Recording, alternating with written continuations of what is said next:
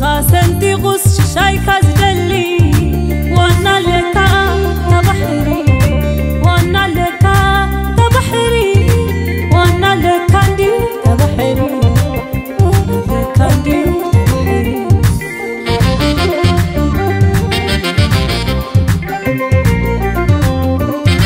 وانا خاتلالي شتو انت دمتو سلام تخاتلت في عبت ميديا كميت صنحو أنا صبوا الله كن سخطكم صبوا تلو لي تسفان دقبركو بارنا بتجي زي ما تيزلو قبلكم حبيبنا نكاتلو مزق آخر خوننا جا فيديو زي أمون رأي قدم حاونا بريزيدنت إساياس أفوركي لما أنتي نزركايو حداش بتعامي صبوا نزخون حساب زلني مسجانا قرب لك يفتو مسجانا طرح زي كونس نتسدو تيم كم عجايش زي كونس كم إثيوبيا تقبلنا نميات دلوت مقانين عبيرة تقبله كم زراربهم كهبرك كيفتو بتعامي حاجوس يسمعني سلام نهزب إرترا سلام نهزب إثيوبيا كاب زخونة جزء بفلاي حجي سلام كم عدلاي كم زخونة يعمن نزي ذكر كايو ملسي دما بتعامي بحقوس خم نوسد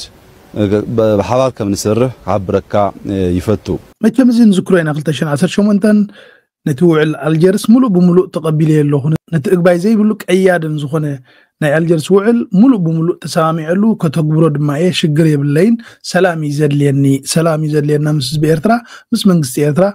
كم قرابة بسلام كنبر إنا ندلي كل كله دراما خسرح نمجمر تاجيزي بتقرنيا تلقف من قبل كمل لسك حقوسنا إرتراويان استزارو نذكره إلى متشم تحرز دمان حنت فيديو خريكمية سبعة الله قال يوم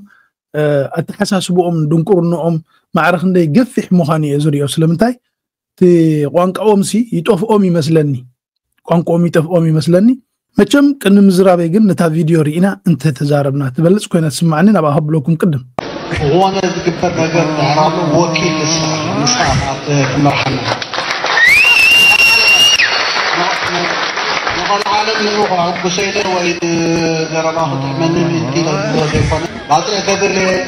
عشرة كذا معيرة كذا تسنة كذا بزي فقط بخير يخدمه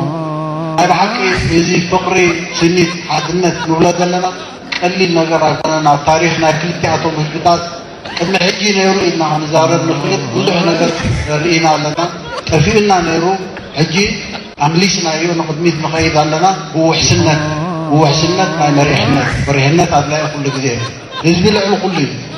حزب المسجد هنقول أبو حزب مريحنا سلذات اللي لومي بزكاة عاملين حواسا خلط اللي نقول أنا كل سلطان في بحنا كله لا مريحنا حلافنا تاسكيمه كم دعوة الرئيسية وقاحب وسنة وقاحب يرتدلي تسنة تدلي بزي فقط بخيد يخدمه جي تقرنيا خطردو مع الله وازب لازو لغن تاني كقيد بزي فقاد يخلي مالت تاي مالتيو هيبو مالو عصب وصدو ويكون هنزبل زلو بزي ويدماني تسنة وصدو من حجر وصدو مالت هيكون كتمتسزت غليخا من كساقس كي حاسكا ويكي تحتتكاس كم عدخا تمالس تغليخا إذا دماني إيقاد كمسرات كله زبلو زنبارو ويحساب زنباريو مالت بزي باسبورت بزي فيزا أب إرترا السودان إثيوبيا جيبوتي كينيا زين كباب زلو أغرنا أفريقيا زبهلاس بتاثيرات رايك كنكاساقسا مدب نيرواني سلازين أب أحمد كم دلاي كا تسنة يكون بازي يكون كتمالس تغليخا فقاد كي حاتتكا كم دلاي كا تأتيخا توصيخا مالسي حسب كتوسطي أخا زمو سلام إرتراويان بزحات اللو زي تزير الدعوم دناغور مخانومي بزي فقاد كتمالس تغليغا فقاد زحتت فقاد كحتى كازغل جن منجستهم زلو تردي كالو مالتي جن بزي فقاد كتعتم كتوصن تغليغا بعدنا يزبلو زلو مالتي نزي أقم تلابيلهم ناتكا إلوه نعاقا إلوه مرحنا إلوه وبلو الله كمرحو دي خوينو جن فقادك حت كم زغل كان نقرو كله فقادك حت كاس نستغل يا مالتكو تفقد أكل كم زلوا رد أكلوي نصري زيردو إيزي زيردو أجن كابز تبجيسو كندا يزعشوا له نعم نمنك حكو خونا ميلاد زارب زلوا أنت خونا قلنا بتقندي حزيمة إذا الله خبلكم دي أمن اسمعهم عصب اسك راس دوميرا درس የኢትዮጵያ ሉዓላዊ ግዛት ነው የሚሉ ኢትዮጵያውያን እጅግ እየተበራከቱ ነው ከዚህ በፊት ስለ ወደብ የማይገባው ሁሉ ወደብ ምን ማለት እንደሆነ የወደብ ጥቅሙን የኢትዮጵያ ብሔራዊ ጥቅም ምን ማለት እንደሆነ አብዛኛው ኢትዮጵያዊ አሁን በደንብ እየገባው ይገኛል ወደብ ተጠላ ኢትዮጵያ ቀይ ባህር ላይ የጦር ሰፈር ጭምር ይኖራታል አይደለም ወደብ ስለዚህ ካብራስ ቄሳር ከሳብራስ ድሜራናትና ይብሉ ካለው ማለት ዓሰብ ጥራይ ዝነበረ ናበህና ሙሉ ኤርትራም አትየም ዘለው እዚ እቲ ሙሽሙሹ ዘለው እምሮ ናይ ኢትዮጵያውያን እቲ ሙሽሙሽ ናይ ኢትዮጵያ እምሮ ይኻተንብብ ዘላ ኸብሲ እቲ ብዕሉግ ዝኾነ እምሮ ናቶም አቴንሽን ኩሉ ግዜ ማስ ሚዲያኦም ንምንታይ ናብ ኤርትራ ንምንታይ ናብ ጅቡቲ ዘይብል ክትብል ጉቡኻዩ ኤርትራው ባሕር ዲ ዘድልዮም ዘሎ ዞም ሰባት ዚኣቶም زهاجر زياس بحر دي بحق تدل زلا ويس مس إيرترا ناي بحق ناي تسلقي ويدمان تلقوه توهبوها كونيلا ناب إيرترا زعمرتو أجندا حدا ينسو كونيل كان ناب إيرترا زقنعه أجندا ترى يزلوهم زغنا نقصلنا كحدة انتلمتن كاني ناتومي أمارا كلن يفانو متلو هاي بتقرأي طورنت وقت كمان قصدقاب قومو لمن قصيت واقع يا أمارا ليو هاي يمن قصدقال قومو بتقرأي طورنت وقت يتواقع ያገዛዙ ደጋፊ ነበር አብዛኛው ያማራ ኤሊት እና ታጣቂ የዶክተር አብይ ደጋፊ ነበር ሙሴ የሚል ስም ያወጣላቸው ያማራ ኤሊት ነው የትግራይን ጦርነት ከጨረሱ በኋላ አሁን ተረኛው ያማራ ኃይል ነው ያማራን ኃይል ትጥቅ ካላስፈታው ካላንበረከኩ ካላሸነፍኩ ስልጣኔ አይጸናም ብለው ነው ትጥቃችሁን ፍቱ ወደሚል እንቅስቃሴ ውስጥ የገቡት እንጂ ደጋፊያቸው ነው የነበረው እንደው ያላግባብ ደጋፊያቸው ነው የነበረው ሙሴ ያለ ስም ሲያወጣላቸው ነው ነበር የትግራይ ጦርነት ነው ሰደ ከመጀመሪያው ጀምሮ ቲፒኤልኤፍን ከመድረገጽ ካላጠፋው ስልጣኔ አይረጋጋም ስልጣኔ አይጠናከርም ብሎ በዛው ተጠያቂ ፌደራል መንግስቱ ነው ብዙውን እቲ ናይ አብይ አህመድ ጥልመት ከም ዝኽንሰምዖ ጽናሕና ምክንያቱ ነምሓሩ ከመይሉ ከም ዝጠለሙ ናይ ኤርትራ ጥራይ ዲጠሊሙዋ እቲ ናይ ጥዑይ መሲልካ ሰላም ትደል መሲልካ ዝሰርሖ ጽንጽዋይ ረዲና ኣሎ نويا أنا مسنبرك خجن تغيلون عملني خيلون أبو بحرة ونياتو زتروون زفرحون أبي تبيا من قستون غتصل ويدمان السرعاتون غتصل ززقو أكل متليو مجمرتها تقراي ودحري محراي انبر سراويت كا أركبني زبل لنا يكللو تزوجنرو من الباش حدا ناي تبيا سراويت رايز دلزولو كم ناي إيرترا مالتيو ما حسبنا نيرلا جنكم يكون انتايدا أبتقراي كسا حجي سراويت الله دواي بلن TDF مالتيو كمو ناي أوروم الله كمو قاني عفار الله أوردو الرقفو ويدماني كم زناي محارا يدكم هوا أي تبهلو ننها تنسراويت حيزن انتاي دا تخيلونا بمحارا خيدو تيلكا نسود زلدو انتايو نتمزز قوس كم بركخ مجمرتها نعوما بركيخ أنا بيهترا قوصونك خيدي تأجون دونيرو تخونا قن اتتلمت مالتي انبر تسابي أمو يكونونا محارا نيروم كم مجمرتها أبقون نخوينو مسويانسي تقالي شوم اليوم تتلمت جن بويا تجمر كل جزء دحرين يا بابي تجمر برني عفر دا زي ورد تقوم على تي كان غزل قلنا Assab was a free port Massawa was a free port to Ethiopia this was declared early 1991 we believe this port should be free not only for Ethiopia for everybody else who wants to use them that's our policy it's not a problem of conflict it wouldn't be a cause of any conflict any sensible person who believes that there is a country landlocked and one has gotten access to the sea, why should the complementarity of the interests of both countries demand or dictate the free use of these ports? And with globalization taking everyone else by surprise, I don't see why the issue of ports should become a problem. It's never been a problem since 1991. It's not a problem now. It wouldn't be any problem in the future. It was the Ethiopian government which boycotted our ports and shifted to Djibouti. We said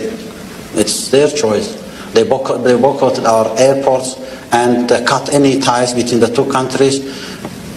It was not our choice, but it was dictated upon us and we had to accept it. They closed the borders earlier, 1997, with the assumption that trade liberalization between the two countries is not to the benefit of Ethiopia. Despite the fact that we disagreed, we accepted this conditionality. When they were putting police and militias across the border to control trade between the two countries, we were against the idea of controlling trade between the two countries. If a time comes when we have to open these borders and liberalize trade between the two countries, open the ports, airports for Ethiopia, the same thing for us, we wouldn't be losers. Neither would the Ethiopian people be losers in this circumstance. And we know what we are doing, we know where we are going, and we would be sensible enough to say that these ports don't have any meaning as far as Eritrea allowing Ethiopia is concerned. It would serve the long-term purpose of economic integration in the area. It would bring the two peoples together and closer. That's our conviction, and we will continue to work on that, even though we now are in a situation of conflict, and probably the situation of conflict is giving the impression that this is a conflict to stay for so many generations to come. I don't think that's going to be true. ባርከም ዝኽንጾሞ ፀናሕና ኢትዮጵያ ናይ ባሕሪ ናይ ምጥቃም ሽግር ኣይኮነን ዘለዋ ኣይቲ ትላኣኾ ስራሕ ጥራይ ትሰርሕ ዘላ ኣገልጋሊት ስለ ዝኾነት ኣገልግሎታ ክትካይድ ጥራይ ትخدም ዘላ ዳ እምበር ንሳ ትረብሓሉ ትኽእል ብናፃ ዝኾነ ወደብ ክትጥቀም እንዳተዋህበት ንዑ ነፂጋ ናብ ጅቡቲ ኸይዳ ዋይ ትብል ዘላ ሎሚ ኣውያት ንኣውያት ትኸውን ዘላ ሎሚ መምኽንያታ እዩ መንግስቲ ኤርትራ ከም መጀመርታ ንኢትዮጵያ ጥራይ ዘይኮነስ ንዝኾነት ሃገር ሎንዶን ሎክ ዝኾነት ሃገር ብናፃ ንኽትጥቀም ኣብ ኤርትራ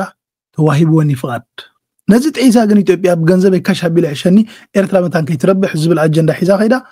ናብ ጅቡቲ ማለት እዩ ከምኡውን ኤርፖርት ዓፅያ ተወሳኺ ኣብ መንጎ ህዝብታት ዝግበር ናይ ንግዲ ለውጢ ጠስምዶ ጌሶዶ ገለመለ ነዚ ንኸይካየድ ዝኸልከለት ዝኣገደት ኢትዮጵያ እያ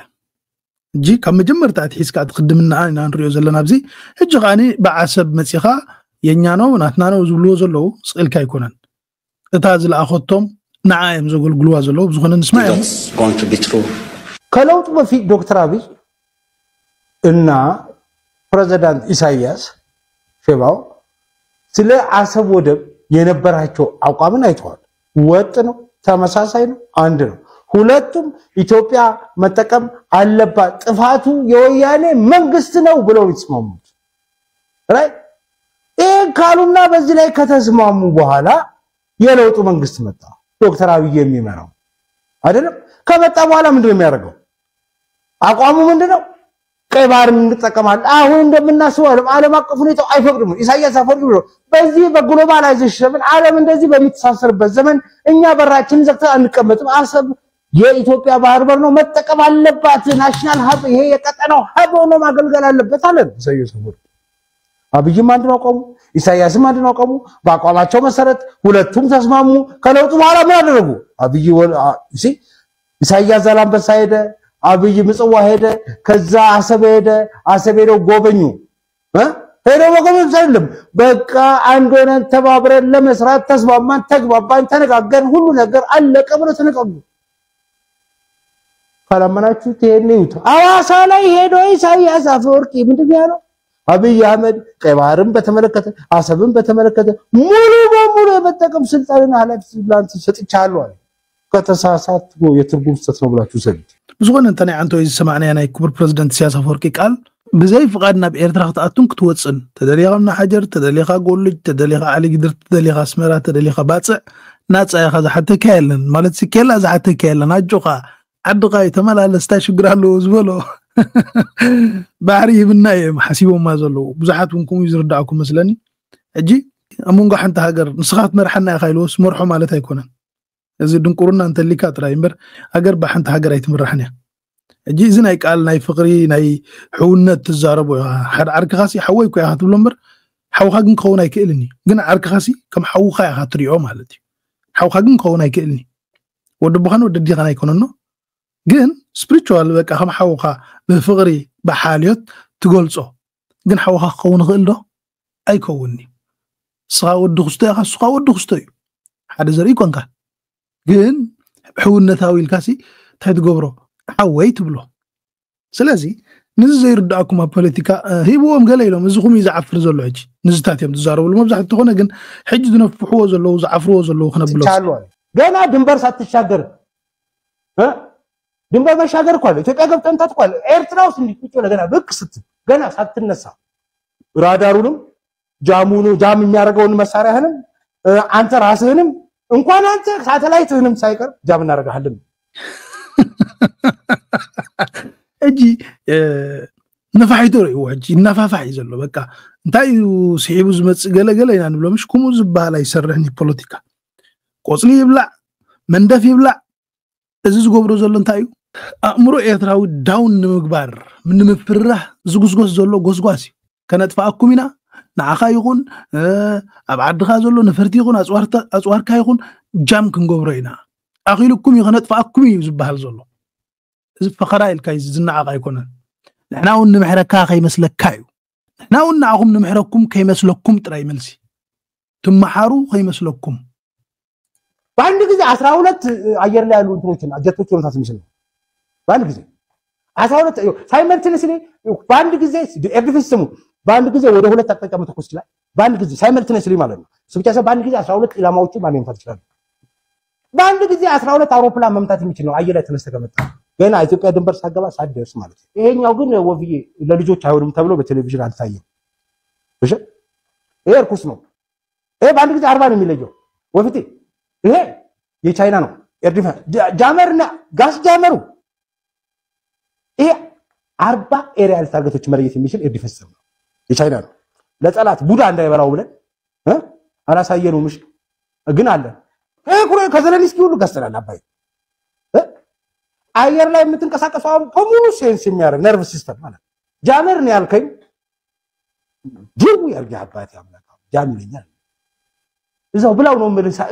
ፀሐይን በምን ፀሐይን እንኳን አጣቃትም እኮ ሌላ ኤርዲፌንስ ጃመር ምናምን ቢሰራቁ በመጣቃቸው ምናምን ሲስተሞች ፀሐይንኛ ነው ይሰራል የራሳችን ፀሐይ የሚባል ነገር ሶፍትዌራችሁ ውስጥ ጃመር ውስጥ የለም እሺ እዚህ ነው የተመረጠው አዲስ ነገር ነው ኢንዲጂነስ ነው በግራው ውስጥ መጣች ያቺ ፀሐይ ከወታደሮቹ ጋር አብራ ምናምን ክላሽ ታጥቀማ መታጠስ ካለ ለፋል ይችላል በእኛ ጋራ ሰፋታ ትገባለ እያየህ ገባበት ያለው ሰው ለዚህ ቢት እኮ ጃመር ነው ያልከኛው ጅው ጃም ነው የምናረገው ነው ፖይንቱ እና ኤርትራ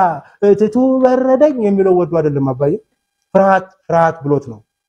ኢትዮጵያ ያዘጋጀችውን ጦር መሳሪያ አይቶ ነው እነዚህ እዚህ የተመረቱ ናቸው እነዚህ ጃመር ብቻ ነው አንተ ጃመር ብቻ አይደለም ዮ ያንተን ድሮስ አዝረን እዛው አንተው ላይ የምንመታበት አንተኑ መልሰን ጃም የምናርግበት አንተኑ ላይ መልሰን የምናፈነዳበት ብዙና ቀባልና ስቂልና ንምካሐሉ ገለሲ ነዚ ናልባሽ ብዕድመኻው ስለዛዓቢ ከመብኡ ወይ ከምሓው ክንሪኦ ይግባና እዩ እስከንታይ ዝግብሎ ፀንሐሲ ሓቁ ዲዩ በክላሽ ስቂሉ ሻዕብያ ዝዋጋዕ ኃይሊ ዘይጠቅም ዲዩ ወላ ከመይ እስከ ግሎጽ ሊኻ ዳዓድኻ እንዲ ለሁሉም ጊዜ አለው በራማ ግንባር ባድሜ ግንባር ኤርትራ ላይ ውጊያ መክፈት የኤርትራ ሰራዊት በጣም የሰለጠነ ጠንካራ አሁን ደግሞ እድሜ ለሶቪየት ዩኒየን የፈለገውን መሳሪያ እንደሰጠችው ነው የምሰማው ይሄንን ታጥቆ እሱን መንካት ማለት ሱሳይድ ነው ገመጥፋት ነው እንኳን ተረዳካ ማዓዶም ግን ይኻ ማዓድ መንሰይካ ማዓድ ከይትእቱ እንዳበልና ናብዚ ሕጂ ለንቀነ ዋጭዋጭ ዝብልዎ ዘለው እስከነብል ከምኩሕልና ንሰምዖም አለና ለንቀነሞ እኔ ወታደር ነኝ ይገባኛል በውትድርና አካባቢ የሚጎሉ ነገሮች በኦፕሬሽን ጊዜ እንዴት አስቸጋሪ እንደሆኑ እረዳለሁና አሁን ኢትዮጵያ ስጋት የለባት 2014 ጥይት እንገዛ ነበር 2015 ነው ፋብሪካውን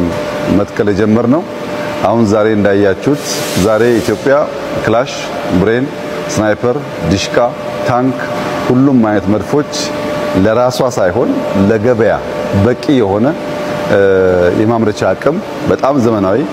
ሮቦቲክስ የትራዲሽናሉ ሳይሆን በሰዓት በጣም ከፍተኛ የማምረት አቅም ያለው ፋብሪካ ገንብታለች ዘሆል ግቢው ካፓሲቲው ኢትዮጵያን ይመጥናል ኢትዮጵያ እንደዚህ አይነት አቅም ሲኖራት ማየት በጣም ደስ ይላል ክላሽ እናመርታለን ስናይፐር እናመርታለን እነዚህ አይነት ነገሮች ከመግዛት ወጥተን አምርተን ሌሎች የምንሸጥ ሀገር መሆናችን እና በጣም ባጭ ጊዜ ውስጥ 2 አመት ባልሞላ ጊዜ ውስጥ ይሄ አቅም ተገንብቶ በማየቴ በጣም ከፍተኛ ክብርና ደስታ ይሰማኛል ጭንቅላት ያላቸው ልጆች አሏት ጀግና ጀግና ወታደሮች አሏት እዚህ ብታያቸው አፋሮች ናቸው ውሃ ጠምቶናል ምግብ እየራበን ነው አስፈላጊው ነገር ልናገኝ አልቻልንም እዩልን ነው የሚሉት በሰላም ነው መንገዱን ዘግተው ከናንተኛ ምንም አንፈልግም ነው ያሉን ከምዚሉ ህዝብጋ ብጥሜት እንዳሞቱ ኸሎሲ ህዝብ አፋር ና ኢትዮጵያ ማለትዩ ከምዚሉ ኣብ መንገዲ ጽርግያ ወጽዩ ዓበይቲ መካይን ደው አቢሉ ጠሚና ኣብሉዕና አስቲዩና አይነሕልፈኩምና በዛ መንገዲ እዚያ ምግቢ ተጻዒነን ዝኸዳን ኣብ ካልእ ህዝቢ ኢትዮጵያስ ንሕና ህዝብኩም ደይ ኮናን ዝብል ዘሎ ህዝቢ ኢትዮጵያ ማለት ህዝብ አፋር ንዑ ገዲፍካ ኣብ ውሽጢ 2 ዓመት ከም ዝኽንሪኦ ጸናሕና ናይ መቃተል ደቂ ሰባት ዝኸውን ፋብሪካ ተኺልካ ብዓድኻ ንህዝብኻ ዝኸውን ንምግቢ ዝዕንግል ንዝጠመየ ህዝብኻ ዝኸውን ፋብሪካ ተኺልካ ብክንዲ ትዕንግለሉ መቅተል ደቂ ሰባት ዝኸውን ንግዲ ክጅምር ኢላ ኢትዮጵያ ክትዛርብሲ የምሕረላ ዶ ሓደ ዕላማኻ እንታይ ሓቂ ንኽትነግድ ድዩ ህዝባ ብጥሜት እንዳሞተሲ ሰኻጢት ከተፍሪ መቅተሊ እቲ ብሕርሻ ሓሪሳ ከተብልዖ ዝግባእ ከይ ሓረሰት ብጥሜት ዝመውት ዘሎ ህዝባ ከይ ዓንገለሲ ብሓቂ ንህዝቢ ኢትዮጵያ ሓልያስ ፋብሪካታት ናይ ኣጽዋር ተኺላስ ህዝባ ክትዕንግል ማለት ድዩ መሬት ተሓሪሱ ዶ ይኮነን ህዝቢ ኢትዮጵያ ክቅለብ ዝኽእል ወይ ክዕንገል ዝኽእል ከብዱ እዚ አጀንዳ ዝቀሲልና ክንሪዮኒና ተኾነ ግን ህዝቢ ኢትዮጵያ ከምዚ ኢሉ እንከሎ ግን ሓድሽ ድዩ እንድሕሪልና ሓድሽ አይኮነን ንስማዓይነ ቦኦም ደርግኻ እዩልን ነው የሚሉት በሰላም ነው መንገዱን ዘግተው ከናንተኛ ምንም አንፈልግም ነው ያሉን ነፍስ ወከፍ ወታደር ጠመንጃ ጀምሮ የተለያዩ መድፎች ሚዲየም ሬንጅ ያላቸው ዛሬ እነ ኢራቅ የሚመጻደቁባቸው አይነት ሮኬቶች የአውሮፕላን ቦምቦች መስራት ዛሬ ኢትዮጵያ ክላሽ ብሬን ስናይፐር ዲሽቃ ታንክ ሁሉም አይነት መድፎች የማምረት አቅም ያለው ፋብሪካ ገንብታለች አሰብ የኤርትራ አካል ሆኖ አያቅ ኔቨር ኤቨር በዚህ ፎር ዘ ላስት 30 years ነው የኔ ያደረጉት መልሰን ማምጣት አለብን አሰብኛ ሁሉ ጊዜ መዋሸት የለም አሰብ የኛ ነው ቀይ ባህርኛ ነው ብትመር ቢመረም ዋጣው የኛ ነው ጉልበት ያለው ይቀጥላል ጉልበት የሌለው ተበተናል ስለዚህኛ መጣናከር መታጠቅ ብቻ ነው ሁሉ ጊዜ ባህር ተዘግቶብን የሰው ልጅ መገኛ የተባለው ኢትዮጵያ ህዝብ መቀጠል ያለበት አሰብ መከፈት አለበት by any cost and by any war by any means and by any political discussion መከፈት አለበት ጦርነት ካሰቡ እንገጥማለን ውይይት ካሉ በውይይት እንፈታለን ስለዚህ መንግስት ኢትዮጵያ ከምዝራና ነው ህዝቡ ዝዕንግለሉ ማሽነሪታት ተኺሉ ክንዴ ፋብሪካታት ተኺሉ ወይ ከመጠንት ህዝብ ለነ ዝብሎ ዘመናዊ ሕርሻ ኣብ ሃገሩ ብምድላው ንህዝቡ ክንዴ ዝዕግል ከም ዝኽንሪኦ ጸናሕና عسبناتنا عسبت زي ونينايو بمزراب دي بيكونات دو تخينات نحنا نخنجمرو يم دزاربو انت خونا ግን ንሶም يم ዝዳለው هو ዘለው በሐፈሻ ድሕሪና ማለትዩ ባህር እንዳማቶም ናትና ይخبሉ ዝጉዕሩ ዘለው ፈውሶም ሓደ መኻኑ ስጋን ህዝባው ግንባር በርትሪ ህዝባው ግንባር ፈውሶም መኻኑ ሩጉስ ይዚ ግን እና ከም ኤርትራውያን ወይ ድማ መንግስቲ ኤርትራ ክገብሮ ዘለው ክንዛርብ ጽቡቅ ኢና ከም ኤርትራውያን ማለት ይደር ደጊም መንግስቲ ኤርትራ ክማርኽ ኣለዎ ጀጋኒና ክንማርኽ ጥራይና ዘለና ከብቃዕ ክኽል ኣለዎ እዚ ንሕና رادارات زي حزن نفرت خنجزء خنكلالنا أشنقايدو نخلاشن نشقوط كمان مرفق تسرحت حسيبة إثيوبيا ولا خارات سرح له مدبر اندحرار لي واخوينو زخونا حقودا ينتليو نعو خنكلالنا هو زناي جنيفا حقني على ما يفكرني حتى هاجر كدفر ايسرحني اسرائيل يحتت واق حتى تقينهم جنيفا كحتى تقيلو يحتت يونايتد نيشنز بحال ويدما ودو حبرات زبهلنا عالم يحتتا زحت تخينو اسرائيل يحتتا اسرائيل ابزا مدري زي انا قمت لا زلنا تقمت امارس هيكون تنزلا ويس ابكال بلانيتنا عالمنا ابزا عالم زي احنا نقمت ازلنا او ايا تركب اسرائيل تدليا نسودان مصيا اب سودان كله ذكرن اسرائيل كاب اسرائيل تبغيساس ناب سودان اب كارتوم ماخل كارتوم مصياسي نبزولو فابريكا ناي اصواناتن ناي نفرتي ناي كونات نفرتي تسرحلو يعني اتخيدا اسرائيل يعني اتخيدا اب ايران قصاليا تكايدوزي يكلر تسرح لنا بلد تعني ولا اب سوريا تعني ياهم نحنا قنا حنتي اثيوبيا هاجر نسرحو تقنو عنو زقل نفرت كنكل علنا كمزي حجي نحنا اصوار نسرح لنا نفاريدو كمزدو بردو قالن نسرح لنا زبلو زلو نزقو عنو زقل فلويات نفرتي رادار ديحزن نفرت الله منغست ايرتران زي انكعدغن كخل الله تزازا يكون انزي دحر دقيم كجبر زلو نحسبو زلناي من سيادنا يحج وانياتو ذا هاجر زيا درغو قوم بل نيرو ازغا مصيهم ابل ندحر الله ድሕር ደጊም ንሕና ንኽተሎ ሕግን ዓለም ክህልውን የብሉን እስራኤል ንጸላእታ ከይትጥቃዕ ህዝባ ንኸይጥቃዕ እንተ ደኣ ቀዲማ ባዕላ ስልያታታት ሰዲዳ ሞሳድ ኮይዱ ኣጽኒዑ እንታይ ይግበር ኣሎ ብጓባቢኡ ንዕኡ ዝጸልእ ሃገር እንድሕር ኣሎ ዝዕኑ ተኮይኑ ንሕና ከዓ ከምኡ ክንጥቀም ክንክእል ኣለና ንሶም ደቂ 9 ወርሒ ንሕና ደቂ 9 ወርሒ ማዕረ ኢና እስራኤል ድላይ ክትገብር ኣሜሪካ ስቂላ ትሪያ ኤውሮጳ ስቂላ ትሪያ ኣብ ማስ ሚድያ ስቂሎም ጥራይ ርብሹኻ ኣልዕላ ኣቢሎም ከም ዝተገበርና ክብሉኻ ካልእ ሃገር ግን ኢዳን እግራን ጠሚራ ኮፍ ክትብል ናይ ምንታይ ሕጊ ናይ ዓለም እዚ ሕጊ ንዝጥሕስ ሕጊ ጥሒስካ ኢኻ ትመጾ ኤርትራ ካብ ዝኾነት ሃገር ክትዕድግ ክትክእል ኣለዋ ነዚ ኸይድካ ምዕናው ጥራይ ድሕር ደጊም ኣይትጽበዮን ኢኻ ወይ ድማ ክመጸካ ወይ ድማ ከይመጽእ ኢልካ ምድላው ጸላይ ባዕልኻ ኸይድካ ኢኻ ትዕንወሉ ሕጂ ባዕልኻ ኣው ኣቲኻ ምሕምሻሾም ጥራይ ንዘሎ ራዳራት ናቶም ዘሽክዕ ክረኣያ ዘይክእላ ነፈርቲ ኣለዋ ንዕና ኣምፂኻ ሕምሽሽ ምባል ድሕር ደጊም እዚ ከም ዝገብሩ ኣለዉ እዚኦም እዮም ረቢሾምና ድሕር ደጊም ገለ ክሰርሕ የብሉን ድሕር ደጊም ከም መልሓሶም ኢና ክንዛረብ ከም ትግብሮም ኢና ክንከዶም ዘለና ካብ ኤስያ ናብ ኣፍሪካ ማለት ካብ እስራኤል ናብ ሱዳን መፅያን ድሕር ፋብሪካ ናይ ኣጽዋር ናይ ነፈርቲ ዝዕረያሉን ዝስቀናሉን ዝስራሓሉን ናይ ነፈርቲ ኩናት ትዕኑ ተኮይና እስራኤል ኤርትራ ዋይኖት ኣብ ኣፍሪካ ዘላ ሃገር ጎረቤታት ጸላኢታ ከምዚ ምድላዋት ትገብር ዘላ ዘይትዕንወላ እንታይ ትፍልልይና እሶም ኣብ 10 ወርሒ ስለ ዝውለዱ እዮም ንሕና ብ9 ከመይ እቲ ጉዳይ እንታይ ትሕጊ ናይ ጀኒቫ እንታይ ክትሕጊ ናይ ዩናይትድ ኔሽንስ ዝበሃል እንታይ ክፅእታ ናይ ምሕላው ዝበሃል ሓሶት እዚ ናይ ሓሶት ዲፕሎማሲያዊ ስራሕ ናይ ዓለም ኣይክንጥቀመሉና ድሕር ደጊም እዚ ክሓስበሉ ኣለዎ መንግስቲ ኤርትራ ድሕር ደጊም ንተዓገስ ንጸበዮም ንጸመሞም ዶብ ክሳብ ዝመፁና ክተርፍ ኣለዎ ንጸላኢ ኣብ ጎዞ ኣቲኻ ምሕምሻሽ ጥራይ እሱ ተዘይ ጌርካ ኣይፈግድን ይጸላኢ ከምዚ እስራኤል ትገብሮ ምጽኢላ ቅርስም ተብለን ቅርስም ጥራይ ከተብሎም ኣለካ ዝሰርሕዎን ዝንቀሳቐስዎን ኣጽኒዕኻ ኣበይ ቦታ ኣሎ ፈሊጥካ ምሕምሻሾም ጥራይ ሰላም ኣየምጻልካኒ ድሕር ደጊም ሰላም ዘምጻልካ ሓይልኻ ጥራይ ድሕር ደጊም እዚ ሓቂ ዝተረጋገጸ እዩ ምክንያቱ ብሰላም ዝፍታሕ ተዝኸውን ነይሩ ልዕሊ 20 ገለን ዓመት ተጸሚምና ኢና ካብ 98 ክሳብ 2025 ኮይኑ ኣሎ ኣይናይ መንግስቲ ናይ ኢትዮጵያ መጽዩ ብጀካት ናይ ሓሶት ሰላም ኢሉና ባሕሪ ምግምጣል ዝመጸና ሕጂ ኸኣ ሰሪሕና ኣለና ኣጽዋርን ጀሚርና ብዓድና ነፍር ኣለና ክንሸይጥና እዚ ክሸጦ ድዩ ናባና ክግምጥሎ ዝሓስብ ዘሎ ምሕምሻሽ ጥራይ ዝተረፈ ትሕቲ ዕድመ ሰራዊት ከዓ ስለ ዘዕጥቕ እዚ እውን ብናይ ሕጊ ጀኒቫ ኩልኩል እዩ እዚኦም ሰራዊት ናይ ኢትዮጵያ እዮም ከም ዝንሪኦም ዘለና ሰራዊት ኢትዮጵያ ህፃናት ቆልዑ ከይተረፉ ነቲ ናይ ሕጊ ናይ ጀኒቫ ወይ ድማ እቲ ናይ ዓለም ሕጊ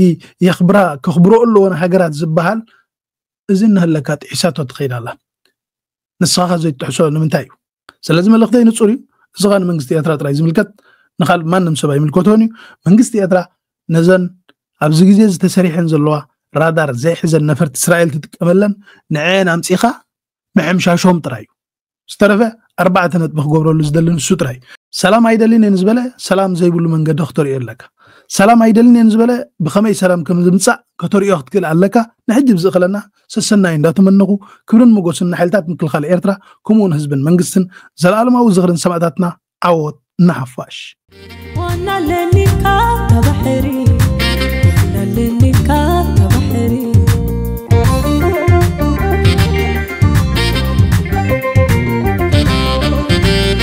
ኮኒው ንዓኻ ደፋሪ ንትማል ረሲዑስ ክግብት ስደሊ ኮኒው ዕርድኻ ደፋሪ ዋታኻ ሰንቲቑስ ሽሻይካ ዝደሊ ዋና ለካ ተባሕሪ ዋና ለካ ተባሕሪ ዋና ለካ እንዲሁ ተባሕሪ ለካ እንዲሁ ተባሕሪ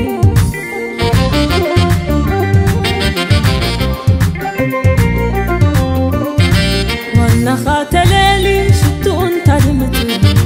ዋናኻ ትፈሊ ልቃት ጉዕድኩን ሓሞቱ ዘይዝረግ ዋላ ሞቱን ትኹን ኣብ ሳሊና